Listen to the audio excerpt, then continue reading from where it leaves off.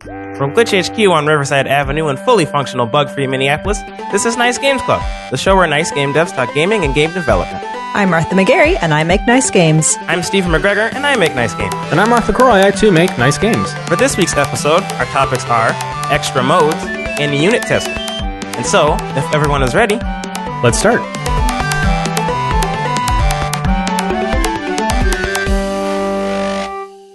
You know, we do these adjectives at the top of the show. Yes. To describe the city. Uh-huh. And they're usually pretty fantastical. Uh-huh. But the ones here might have taken the cake. Yeah.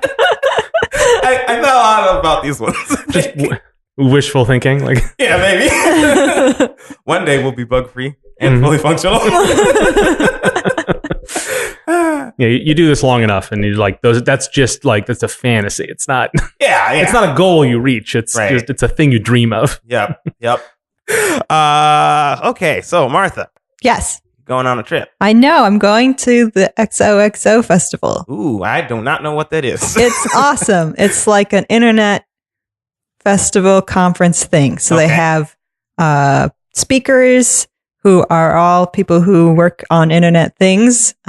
Like this year, there's a bunch of YouTubers and a couple who does game dev on a boat, like a sailboat in the middle of the ocean. And they seem really awesome. Yeah. There's also like going to be a mortician who's talking about how she's trying to make like burying people a greener process and is like campaigning on the internet for that. Cause like, she's like, we bury so much like precious metals and things that we need, and also poison and like formaldehyde or whatever.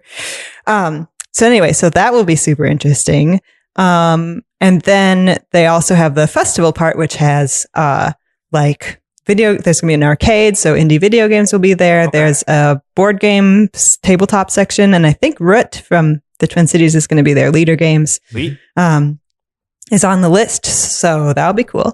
And yeah, last year Lizzo played a concert there. Yeah, apparently. I mean, last year is the reason I was following the whole thing on Twitter last year, which is why I wanted to go, because like Ryan North was there last year and like all these people I know. So this year there aren't as many people I know, but because I know their past like pedigree of people that they've invited, like I'm really excited to find out about all these new people that I haven't heard of, because they're going to be probably just as cool. Yeah. So, yes, I'm very excited for that. Also, someone who's going to be there is Gretchen McCulloch, who I wanted to plug. Her book is coming out soon. She's an internet linguist who I know. She's like an acquaintance through linguistics conferences that I've been to. And her book is called Because Internet, Understanding the New Rules of Language. And I thought our listeners might be interested in it because it's all about grammar of the internet. Like, what does it mean when you frame your text, like form your texts a certain way? Or what does it mean when you like, why do old people text that way? Or like, why are memes so popular? And how like when you see one that's wrong, like it's not formed correctly, why do you know that? Like, what's the difference? And it just sounds really awesome. And so if you want to pre-order that's available for pre-order right now and will come out in July. Cool. So anyway, I just think it's really cool. So I wanted to talk about it. That's awesome. When is the XOXO? XOXO is in September. Okay, cool. So, and then in order to be able to go, it was like a lottery process, right? Yeah. So it's pretty cool. So instead of first come, first serve, you fill out this survey, because the reason they wanted it to be kind of curated who gets to go is because they found that at a lot of these things, companies come to just throw merch at you or like, try to recruit people. And they're like, this isn't about recruiting people. This is about like learning. And, so you have to fill out a thing to be like, yes, I'm not a company. Here's what I do. And then if you're not a company, then they put your name in a lottery and pull out, the first 400, and then you get like 48 hours to buy your ticket. And if you don't, then it goes to the next person they draw. Cool. So, well, awesome. I hope you have a good time. I know. I will report back on the podcast. Yeah, sweet. Speaking of things that we're going to later, I'm going to E3 in a couple of weeks. Mhm. I just now realize it's in a couple of weeks. I need to get my things in order. So we're gonna have an E3 special, like immediately afterwards, to discuss the happenings of E3, Yeah. like my experience, and also all of the news that'll happen, because there'll probably be 1 or 2 games announced. Wait, hold up. So immediately afterwards, because next time, I'm just trying to do this in my head now, Yeah, live okay. on the air. So Yeah. Calendar you, math. you get calendar back, math. and then we record like the day after, right? Yeah, a couple Or days something. after. something Okay, like so that. then we'll try to get that episode out right away. Yeah. Okay, cool. I'm excited for that. Oh, yeah, I'm not the one editing that, so I see now what I've done. Oops. Well, sometimes we're timely on events like this, like Yeah. we're like GDC. When we do GDC episodes, we try to like get them out as quick as possible so that they're a little more relevant. Mhm. And I think we'll try that again here with the E3 one, because Yeah. I think everyone wants to hear what you got up to. Yeah. Oh, man, I'm really looking forward to it. I'm going to see. I'm really hoping. I'm pretty sure they're going to announce a new character for Smash, and I feel like I'm just going to go and spend 4 hours in line so I can play a new character in Smash that like I could just wait a week and play later. Yeah. It'll be worth it. I don't know. How long did they go? Because they announced the first Joker months ago, but only now recently just came out. Yeah, right? Joker came out like a month ago. Oh, okay. But yeah, like Joker was announced like 3 months before he actually Yeah. came out.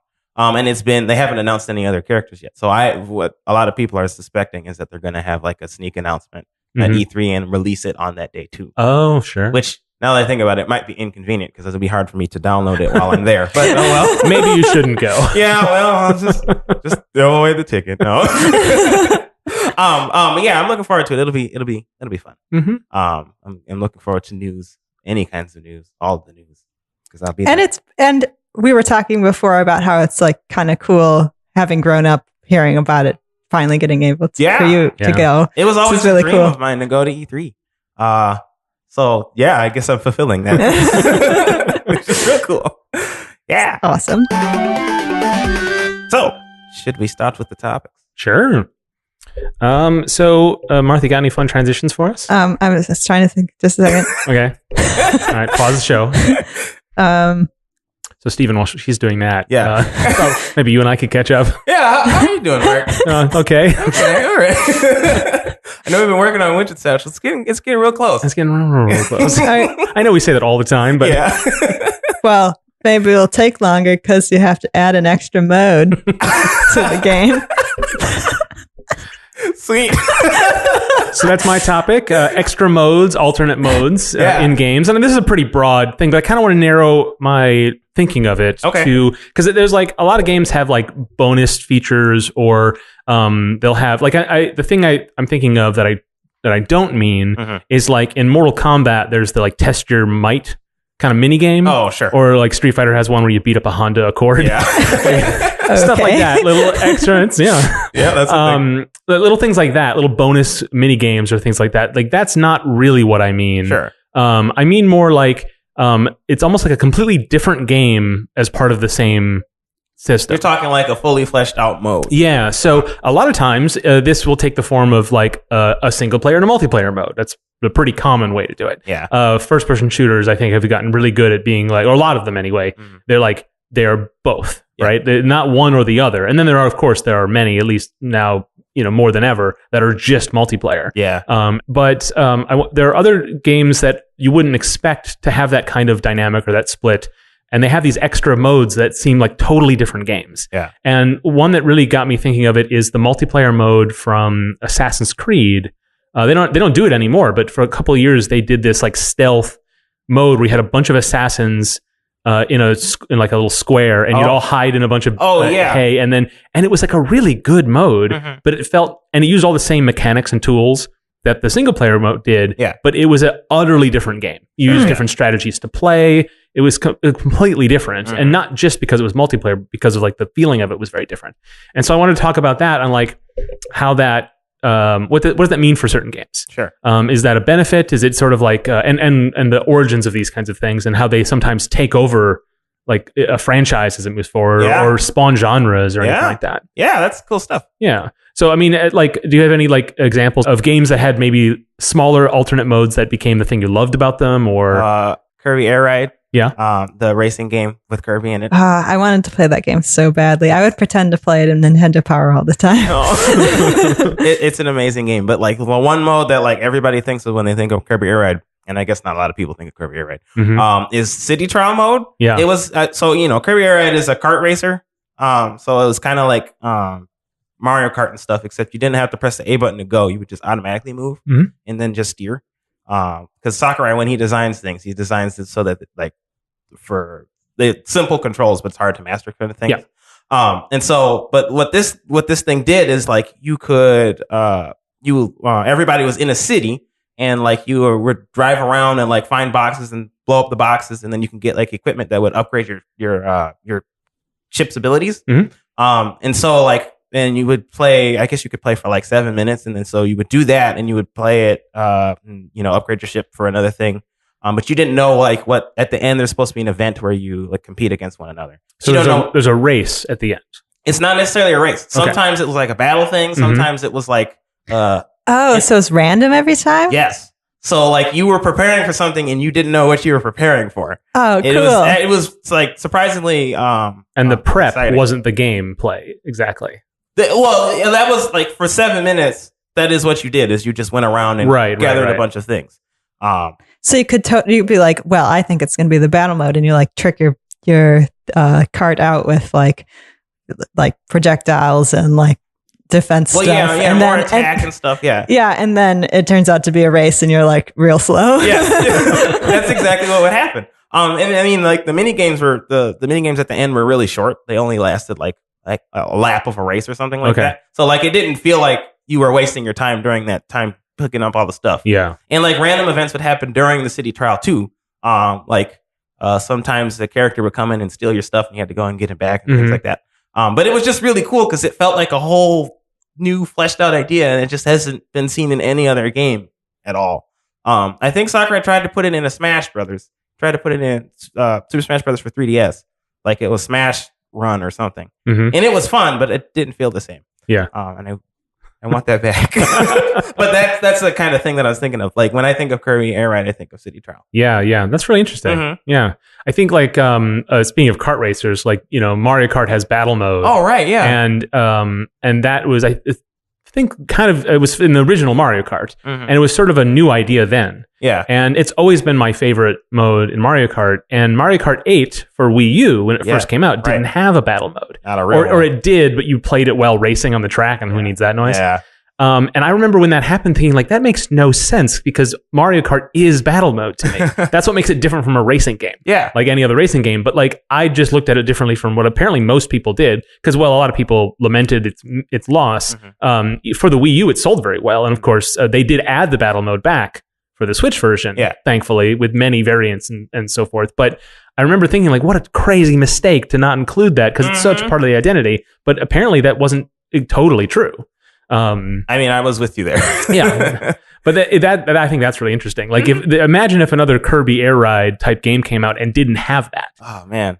Like, it would just be a shame. It'd be a true shame. Yeah. But thinking of when the developers put it together, did they assume that was going to be part of the character of it, or was it just like an extra thing to increase some content or whatever? Like that interests me a lot. Is the difference between the developer's intent of like how the game feels versus what people take it as. Yeah. Fortnite, for example, was a game about building a fort, right? And it was like a tower defense game, in third person shooter mode. That was what that game was, and that's why it's called that.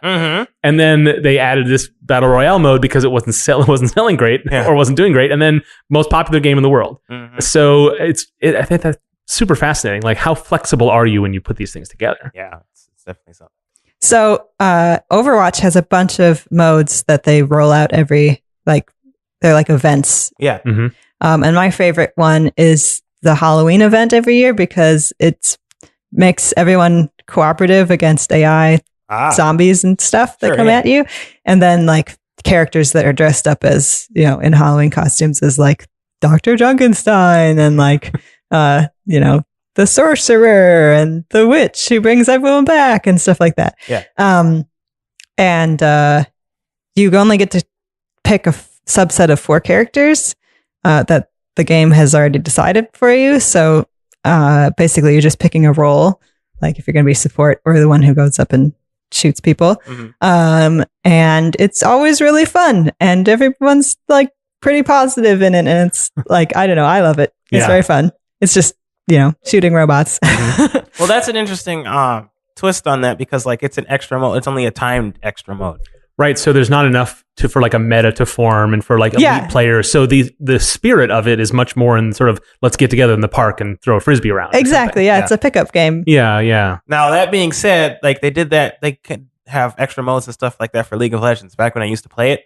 And like they had one mode called Earth mode. Earth. Yeah, where I think it's Ultra Rapid Fire or something like that. And basically it just made it so like all of your characters, their cooldowns were like 20% of what they normally are and things like that. So everybody could spam all of their things. Yeah. But like they kept bringing it back, and eventually people just kept picking the same champions that they deemed the most fun. And it would almost feel more like a drag to play the game, because like people were, exploiting all of the more popular characters.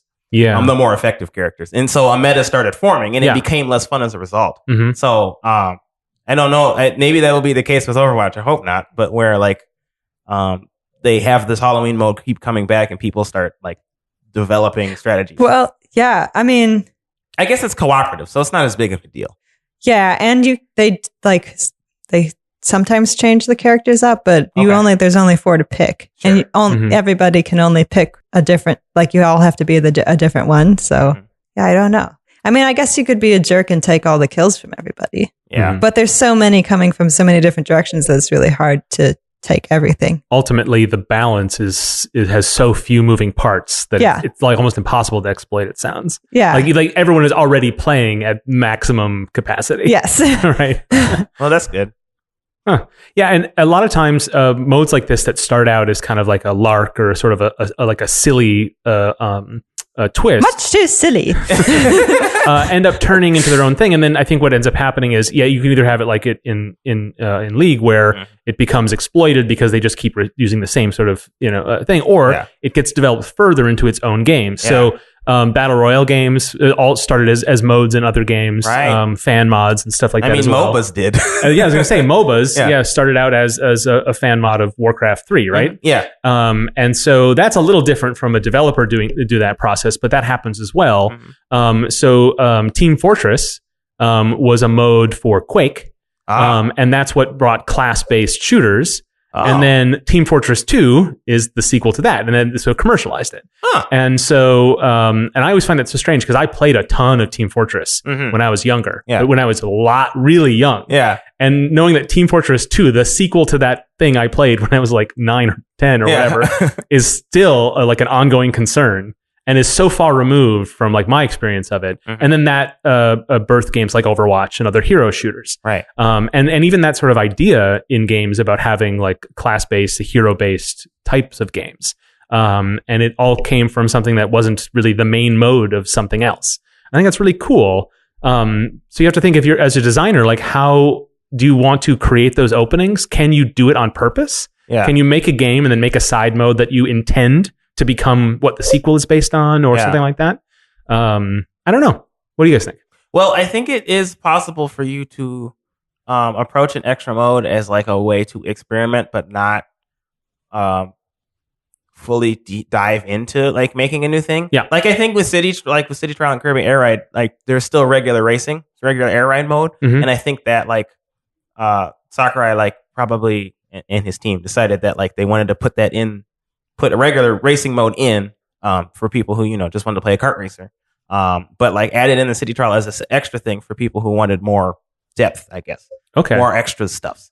So do you think that was maybe the the mode that they were playing around the office? Like, I think that was what intended for it to be for the people who really love the game. Mm-hmm. I think that's what it was. At least it feels like it. Because City Trial seems like such a bigger part of the thing, and it encompasses the regular air ride mode. So to me, it makes sense that like air ride is the approachable one and City Trial is the more advanced one. So I think that like that's a good way to approach if you want to like experiment with something, or like or you're not confident like that this mode is going to be received well, but you really want to put it in the game anyways. You can have it as a separate mode and then have like the main mode or whatever be another thing.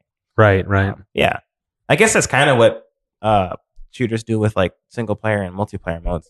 Because I feel like if I get a shooter, I'm only going to play multiplayer. I don't ever touch the single player. Right. But like you can play the single player to like learn about how to play the game and things like that. Sometimes that's true. And there's a lot of cases where, like in the big franchise games like Call of Duty, I think this is less true probably now than it was maybe 4 or 5 years ago. Mm-hmm. But a lot of times the single player and multiplayer would be developed by separate studios. Oh. And they would have a lot of the same assets, but like sometimes even the mechanics would be slightly different. Yeah. In a way that like you could get a sense of multiplayer by playing single player, but you couldn't really use it to train. Yeah. Like you used to be able to, and it was like literally the exact same, system. Mm-hmm. And I find that sort of interesting. I wonder, it's been a while since I played one of those games, so I don't know what the state of that is now. But I do know that the upcoming Call of Duties are going to be this year's and next year's are going to be focused on single player campaigns. Oh. They're going to put a lot of energy into it anyway. Okay. Which seems like a bit of a turn. Yeah. Sort It's of pretty different. Yeah, I don't know. But then a lot of times these things can turn into spin-offs. Yeah. Right? So like Gwent, the Witcher card game. Oh, that's right. Right? Yeah. That is really interesting. I know when Dale played through Witcher 3, she spent most of her time playing Gwent Oh. and complaining about it. But like, Have you seen my Gwent card? right, that's what she said. She's like, Geralt should just introduce him by saying, "Hi, you might remember me from my Gwent card." Because that's the thing about Gwent that's so weird is like, not that character isn't famed in his world, but like in the universe of The Witcher, there is a card of him that he plays at tournaments. Yeah. Like, and the people of those tournaments are like, "Oh, that's a good card you just played." Like they don't recognize that it's the right. same And there are cards of like all of his friends and family. Like, Yeah. it's this weird meta disconnect. But I think because that in particular, like games like Hearthstone, which is a World of Warcraft spinoff, Right. Yeah. Right? Mm-hmm. and a lot of other digital card games tend to be attached to other IP. Children's card games. We'll decide this the way we decide every problem by playing the card game. Okay, go. Keep going. Sorry. You can cut that out. It's just me talking. Okay. Yep. Keep going. I'm clear to continue. Yes. Sorry. Right. And that seems like a weird use of your development time to have like a totally different game. Yeah. 2 games in 1. Yeah, and that I maybe that's just the providence of AAA. Like as an indie, because there's some value to it, like having a totally separate experience. And I guess that's the point I want to make, is to not be so cynical about some of these things. Because it's very easy to be like, oh, it was just, they have nothing to do with each other, but like they can inform each other in terms of your overall experience. Yeah. And so, but the Witcher 3 one is a little strange because it definitely was, you could tell what their plans were. Yeah. You know? Yeah. They're like almost testing the waters in a way. Maybe it's a safe way to do that as well. Yeah, it's a bit conflicting too, because like when you're working on an extra mode, that's time spent away from the base game. Yeah. And a great example of that is my favorite side mode from Smash, Subspace Emissary, yes. which is really the only thing I like about Smash. yeah, that's they spent a lot of time on that mode, and you can tell it shows. Yeah, like the gameplay is good, but it's like it was all the cutscenes and like narrative design that actually was like the huge effort. And I loved that, and that was my first Smash experience. Like I'd played it. It's the first time I owned a copy of Smash on the Wii, and I loved that mode. And then when it came out for Wii U and had nothing like that at all, right, and nobody cared, I was just like, is it just me? Like I loved that mode, and I liked the side scrolly. I liked those mechanics in a side scroller environment. That was really cool, even though it was a little weird.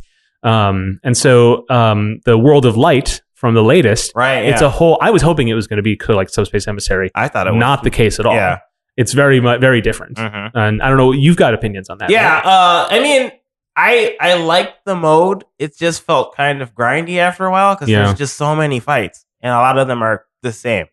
So like eventually, it just felt like they just stuffed a bunch of content into this thing. But basically, like you fight against like spirits of previous Nintendo characters and also Metal Gear, I guess.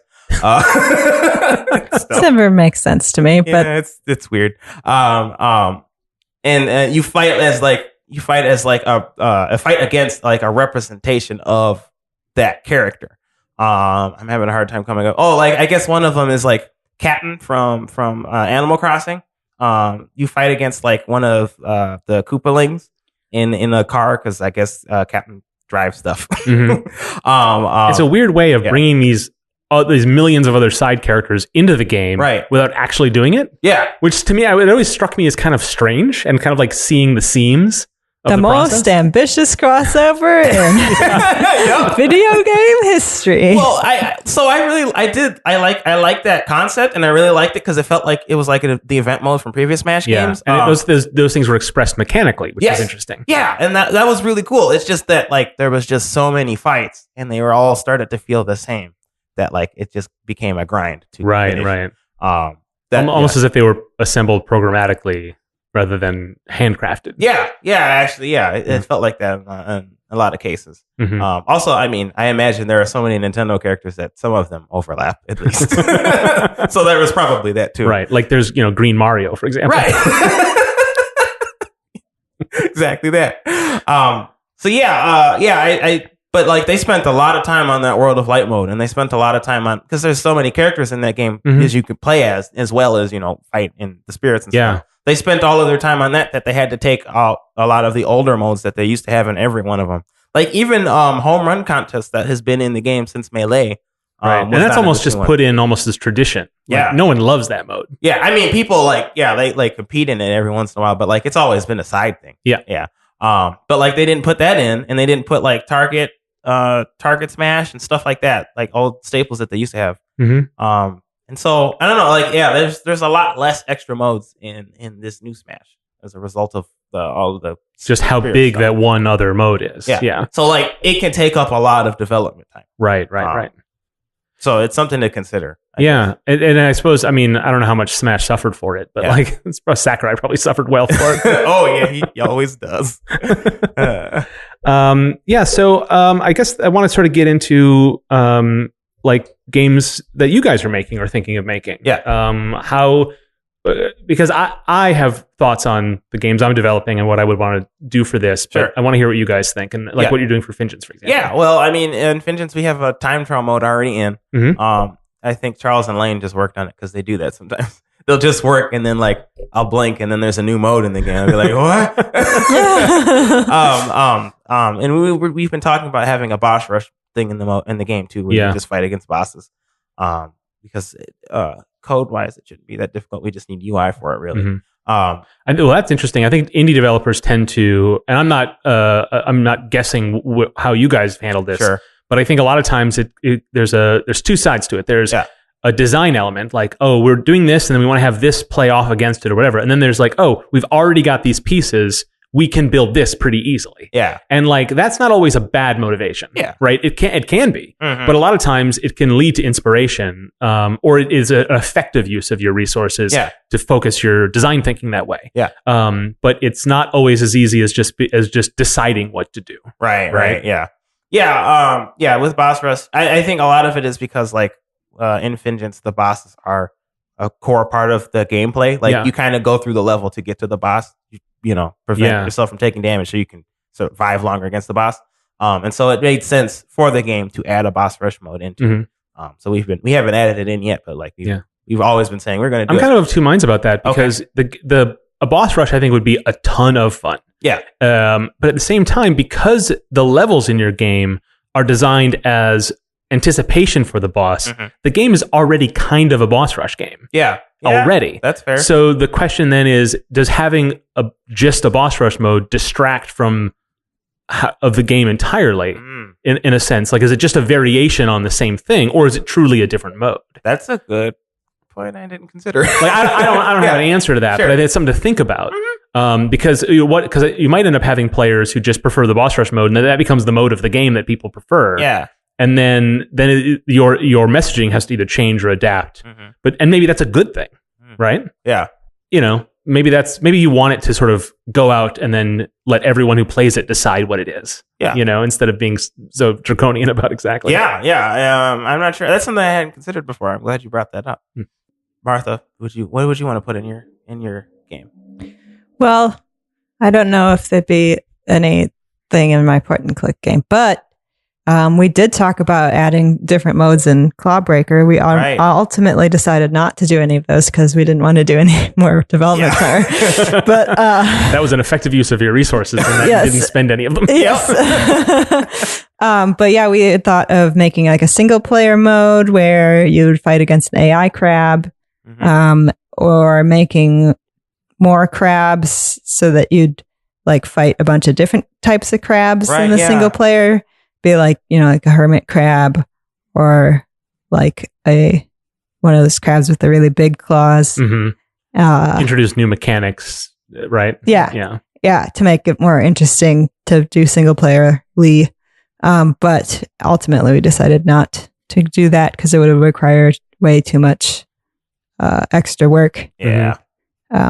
But like maybe in Clawbreaker 2, right? Crustacean combat. Yes. Yeah, something like that would be cool. I feel like there's a lot of things you could do with Clawbreaker that would give it, extra depth. I think what's interesting about Clawbreaker is because what it is now is a very simple one-on-one fighting game. If you did go for a sequel, it could be anything. Yep. Like there's nothing that it has to be. Like it doesn't even have to include a one-on-one fighting mode. Like it would be a perfectly serviceable sequel with a totally different concept as long as there were crabs fighting in some capacity. That's true. That's very true. Yeah. And I think about that too. Like Mario kind of works that way, where like the Captain Toad Treasure Tracker was a mode in Super Mario 3D World, right? And then it became its own game. Yes. And a lot of that is because the Mario games are so open to just having brand new mechanics. Like Yoshi is the same deal. Yoshi was just a mechanic that Miyamoto wanted way back in the first Mario Brothers, and then got it into Mario World, and then they're like, well, let's make the whole sequel about Yoshi. Yeah. And then now Yoshi has a million games, and so let a thousand flowers bloom or whatever.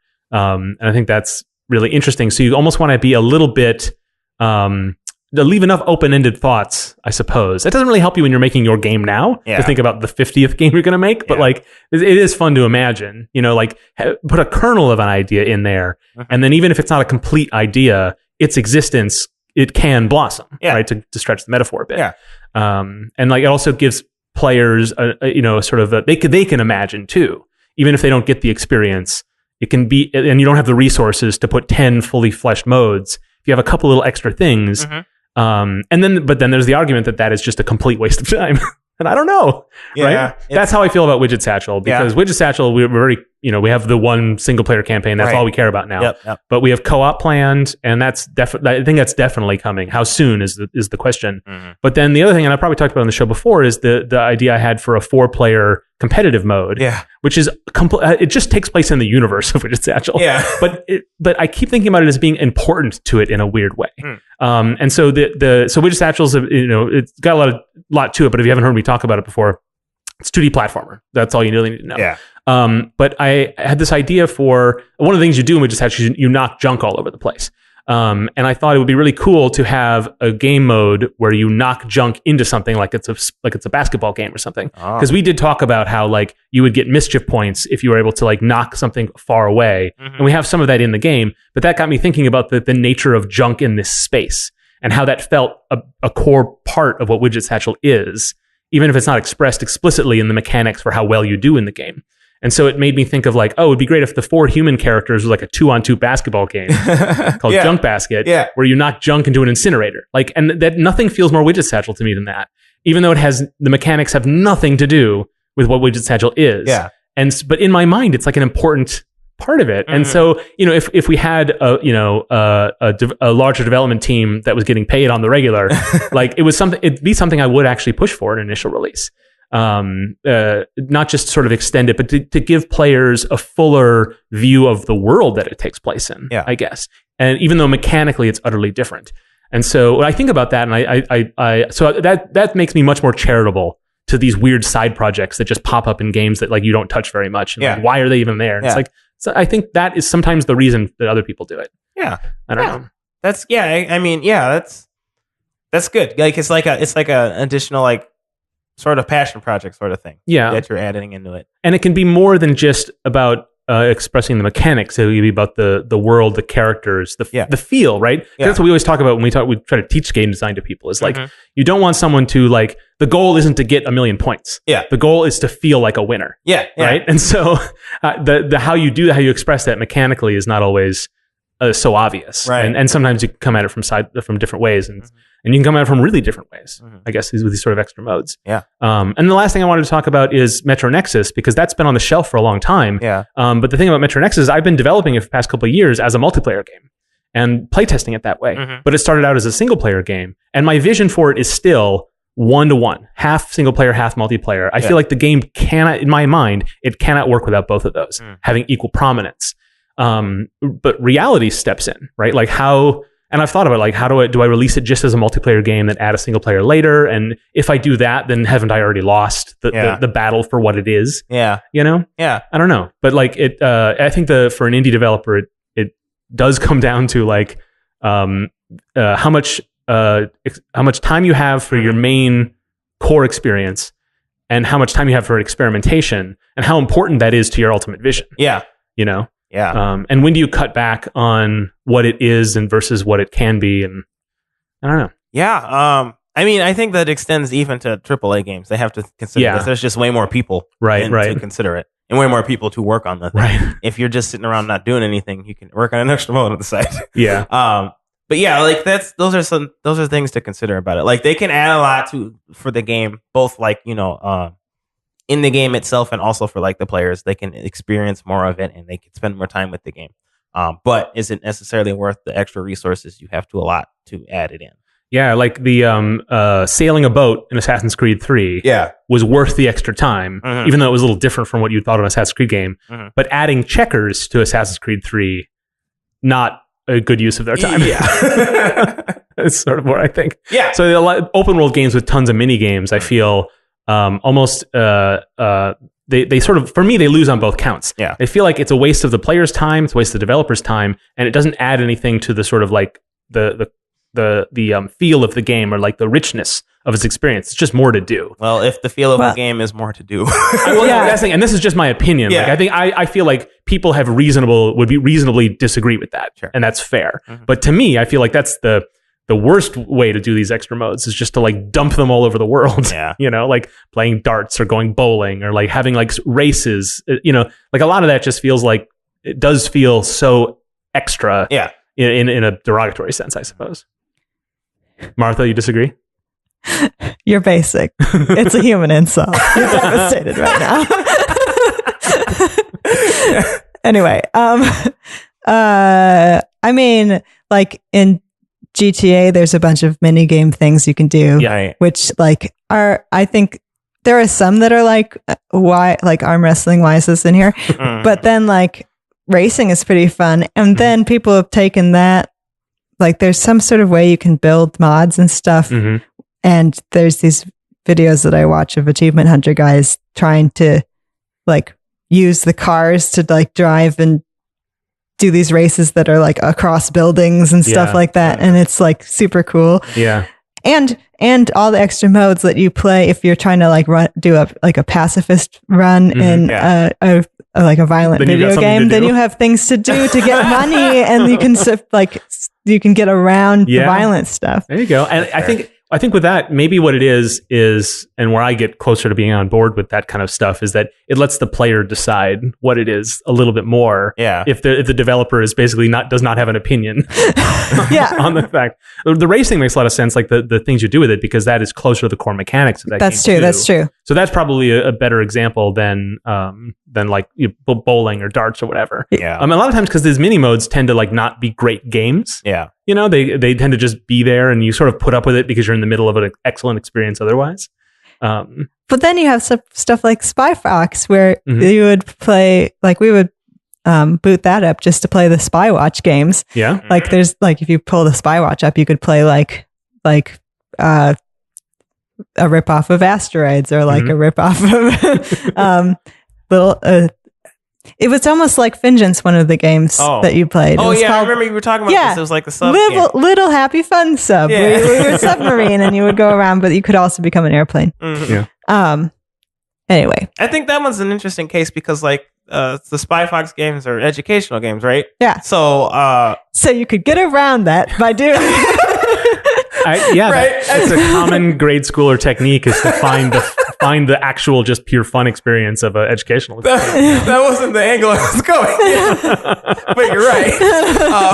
I was thinking of it more of like a history of video games sort of thing. Oh yeah, Like that's you true. can learn about, knockoff asteroids is still asteroids. You can learn about asteroids Yeah. as a result of that. Yeah. Things like that. Well, putting like retro arcade style games is a common tactic. Yeah. Animal Crossing has an NES emulator in That's it. right. Yeah. Fallout, you can play games on the Pip-Boy, right? Mhm. I've never done that, but I've heard about it. Oh, Into the Woods has a game on her laptop you can play that's like a roguelike, and it's totally separate. And then there's in Stardew Valley, there's an arcade game where it's like a bullet hell sort of thing. Yeah. Mhm. And yeah, there's also, I forgot how many games have something Yeah. like that. And like sometimes they're just mini games, but sometimes they really do feel like separate experiences. Yeah. Donkey Kong 64 had both the original Donkey Kong, like the arcade that had like all of the different levels in it. Because now the new ones they always release, they only have like a few of the levels. Yeah. And then they had it had Jetpack, because that game was developed by Rare, and the Jetpack is a Rare game. Mhm. So it had both of those games in there. That was really neat. Right. Yeah. Right. So sometimes like the extra mode is not always a mode. It's just extra content. Yeah. Right. Mhm. And not always strictly just a mini game, but like an older game embedded or some piece of history that can give you more context on the larger experience you're playing. Yeah. So yeah, I guess there are definitely lots of angles. Yeah. Right. Yeah. There's a lot of things you can do with extra mods. Mm-hmm. Well, because you have all these little things put together, you're going to have to test each one individually. Which brings us to my topic, unit tests. Is that what a unit test is? I don't. I feel like this is going to be educational for a lot of people. Me Okay. especially. So, at my job, we have been learning how to do unit tests for all our UI coding and stuff. And I don't know very much about them either. So I am learning myself this stuff. So I wanted to talk about it because I'm like, I don't think like very many game devs unit test or know what that is. Because automated testing is just seems less practical in games than just having someone sit down and play it. Mm-hmm. Yep. Because a lot of times you're testing for like, does this feel right? Which you can't really automate that unless you have like a feels bot. But then even then, that doesn't really mean anything.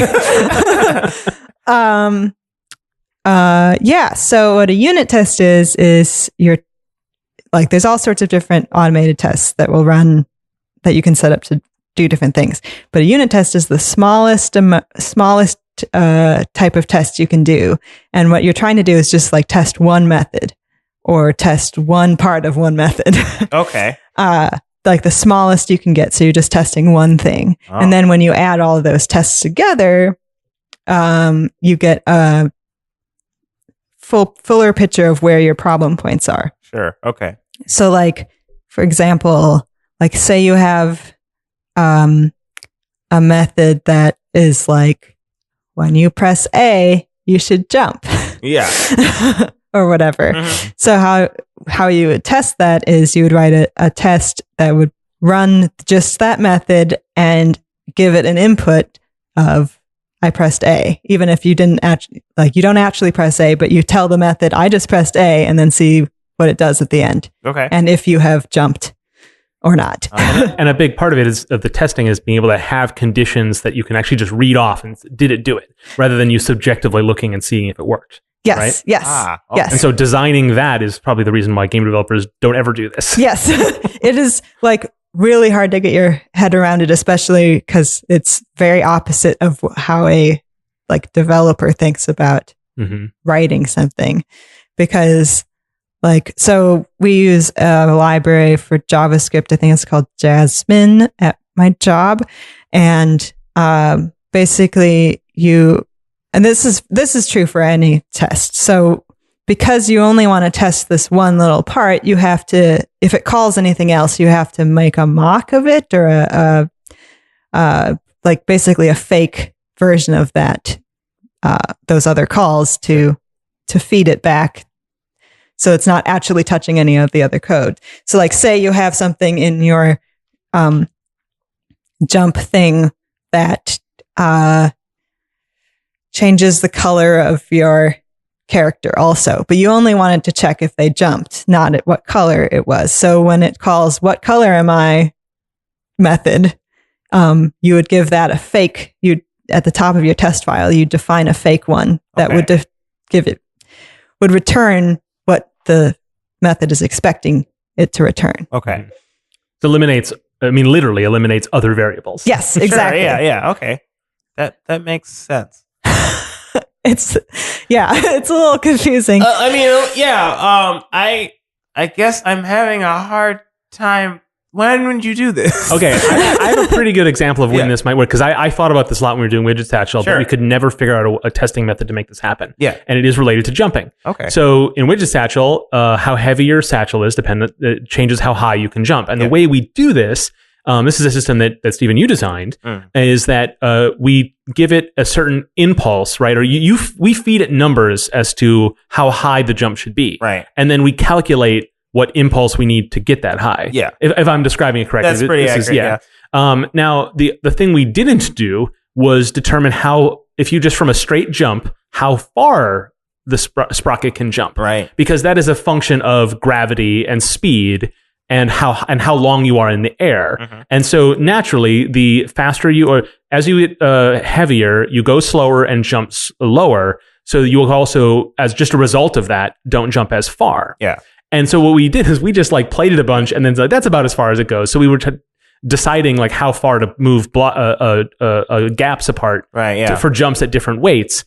We did that a lot just by checking it out. I desperately wanted to come up with a system where we would actually be able to test to see how far Sprocket actually jumped at those different things, and we would do that not by calculating it in the method, but by giving it something we expect to happen and seeing if it does or doesn't reach that point. And then we would run that until we found it, until it narrowed in on the result that it did do, and then said yes or no to that. And as far as I understand, that's basically a unit test.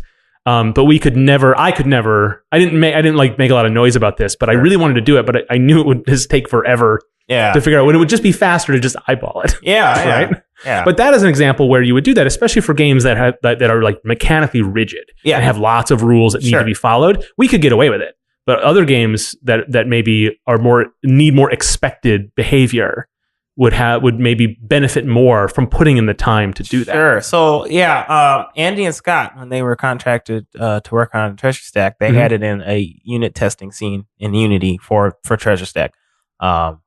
And they used it to because when I was working on it, I thought that it was relatively bug fixed or free.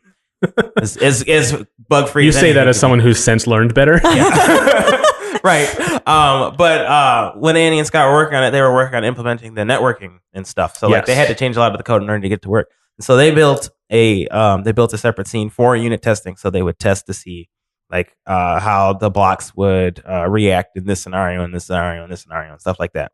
Like if there's latency between the things, like what happens, or like if the other player does this, does that affect? Yeah, stuff like that. Yeah, and that's a much more traditional software development task. Yeah, that more obviously benefits from a testing configuration. And both of those two are classically trained. They went to school for this, so it makes sense they could they thought of that and were able to implement it. But yeah, I guess I'm like, I can see the case where it's useful. Like I could see the case where it was useful in Treasure Stack, and I could see the case where could be useful in Widget Satchel. And in more, especially in more like rule based, this needs to happen when this happens kinds of things. I guess I just haven't developed a game other than Treasure Stack for that need that. So I haven't really felt like it's interesting because I think Fingeance would benefit from a lot more certainty about what happens when. Oh, right? I mean, there's so many moving parts and flying bullets in that game. Yeah, that's true.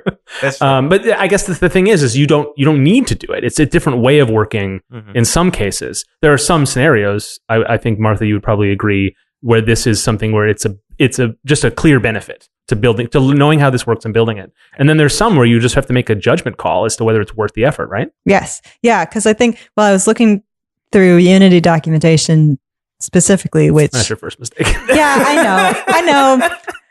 It's not mobile friendly either. Hey, Unity. Some people look at the documentation on their phone. Just saying. Anyway, and yeah, like it is dense reading about the Unity test suite. Because yeah, not only do you have to learn how to do it in Unity, you also have to learn the .NET library that they're using to do the test. Oh. So I can see how this is like a bigger hurdle for game devs, especially using Unity, than it is for a software company doing stuff in JavaScript. Yeah. If your game is in JavaScript, it's a lot easier because there's a ton more libraries and you don't have to be fighting the engine all the time. Like that's the one thing that we, like, as I've been learning this at work, it's been difficult to be like, okay, so where am I testing the code I wrote and where am I accidentally testing the library that I'm importing? Because really I want to be just testing the stuff I wrote, because if the library breaks, that's their problem. And our problem to send in a support ticket for. But I mean, I guess it doesn't matter really, because if the library breaks, it'd be good to know that. But like, what am I trying to say? Yes, it's a really big hurdle to do. I think if you had planned it in the beginning and knew how to do all of it, it might be really useful, because like if you're adding an extra mode or you're changing the code to be multiplayer or whatever, that's where these tests come in the most useful. Like when you're writing the thing, it's like, okay, yeah, I know it's going to jump. Like I can see it. It did the thing. Why am I even, this is a lot of extra wasted time. Yeah. But if you do something that changes something else that method calls, and then suddenly, like it breaks, and why? It breaks and you're like, why? Yeah. What, like you can run the test so you can be like, oh, it's failing here and here because, what it's getting like passed in is like, if you run all the tests together, that's where the value comes in. Oh, okay. Yeah. And that's something where, and this is where like I have no knowledge whatsoever, is about like the libraries. There's sort of a bunch of tools. And that's the reason why I think a lot of us don't do these things, is because we don't have or know the tools. You can write your own from your own, come up with your own ideas to make it work. Unit testing isn't necessarily something you need a tool for, but it's something you definitely want one. Yeah. Right. Yeah. Like the one we use at work makes it all very, like, if you speak English anyway, English language friendly, where it's like, if something happens, when this is like this, expect this to happen. So it's all like very word. It's not a math, it's words. Yeah. Which I can't say right now. But so and I think the one that Unity uses built in, there's lots of like plugins that like from the asset store that can help you too. But it's called NUnit, standing for like .NET unit tests. Okay. They've got a pretty intuitive syntax anyway on building your tests. I think maybe one of the benefits, or one of the ways to see the value of unit testing is to familiarize yourself with a tool like that. Yeah. The terminology, the language to describe your tasks and pieces and things you do. Then you can sort of understand a workflow, and then it doesn't seem so alien, perhaps. Yeah, I think that would probably help. Like I just haven't done it, so it's hard for me to. I mean, I guess this is the same with a lot of coding things. Well, that's the thing. I also don't have this background. So, I'm only saying this because it's true of other things. Oh, well, that's like, what I'm saying. When something seems so foreign and alien and why, but other people swear by it, sometimes it's just like, oh, if I just, I don't know, read what other people use, even though I know I'm not going to use it, like right now, or then I'll at least have an understanding so that when I do need it, I can come back to it, right? From a better place. Well, that's a lot of like coding things that I just originally, when I hear about them, I'm like, why would I ever need to use this? And then I can come up with plenty of reasons after, like I've once you know what it is. Well, yeah, once I know what it is, and once I've had enough experience with things that are not that, I've learned, so I could potentially learn with unit testing as well. It's a lot of these different sort of sideways topics that you don't come to naturally if you don't have a computer science background. It can feel like you slap your forehead like, oh, of course, right? Yeah, as I said before, I'm just learning this stuff too. So it's been a real mind trip being like, oh, okay. Yeah, oh, I guess that makes sense. Oh, this is way easier than I thought it was or whatever. I found an example of the ones Unity uses, and it's pretty English language friendly. It's like when executed, return success. While utility is running, return null, assert that this is true. Okay. Stuff like that. Yeah. We're nodding over here because we totally get what you're saying. Yeah, it's hard to talk about this in an audio format because it's so much like, look at this thing. You can't look at it. Well, I think it'd be nice if we can get a couple of links to maybe some explainer articles. We could just throw maybe one or two at least. Yes. And then definitely link to the Unity stuff because I think not a lot of people know where to find those things. And then some of the tools you used to get familiar with what brought you into it. Yeah. I definitely will link all those in the show notes. One thing that my dad was a software tester, for his job before he retired, and he got me this book called Testing Computer Software Second Edition. And I haven't read the whole thing yet, but it's been super interesting reading about it, and helping me get in the mindset to write these tests at work. And I was learning something really interesting in one of the first chapters that is helpful even if you're not writing unit tests.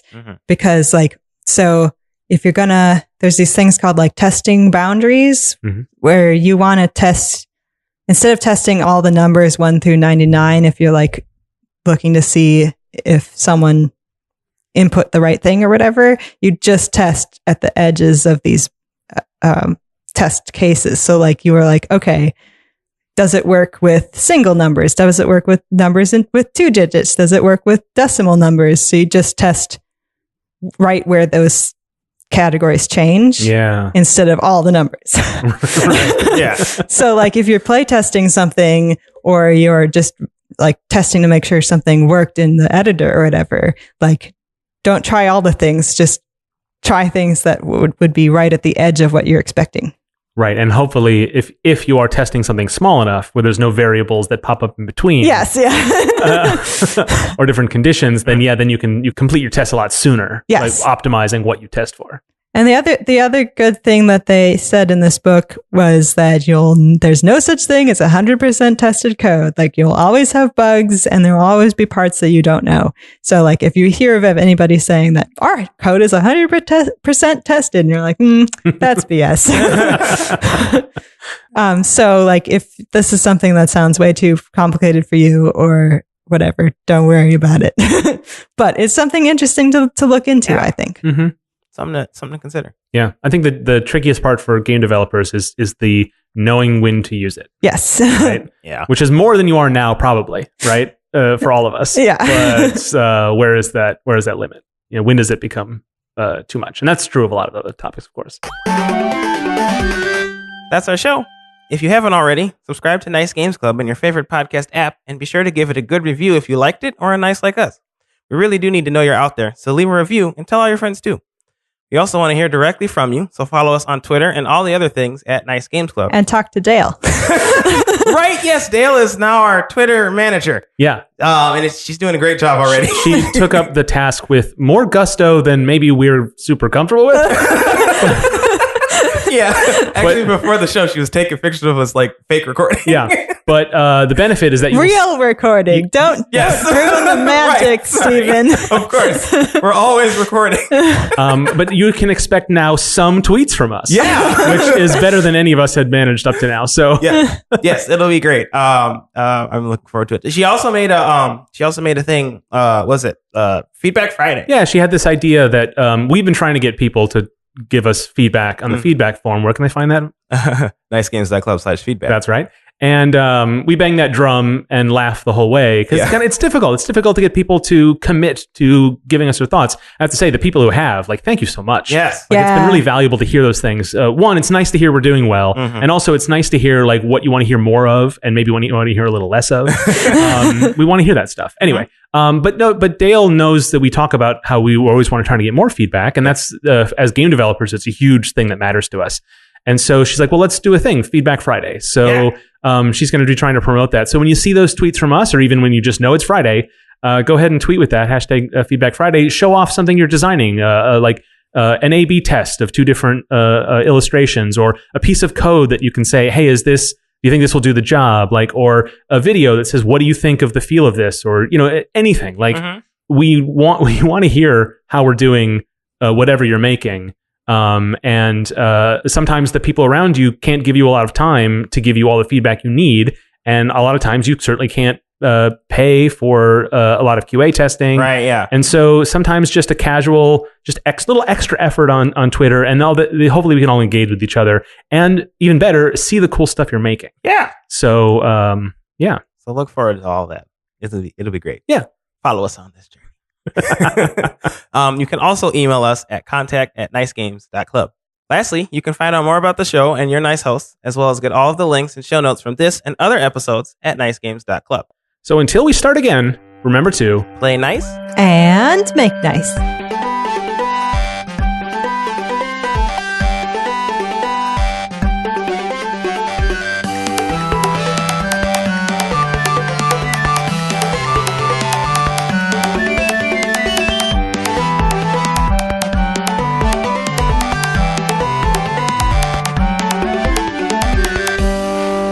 Documentation, please load.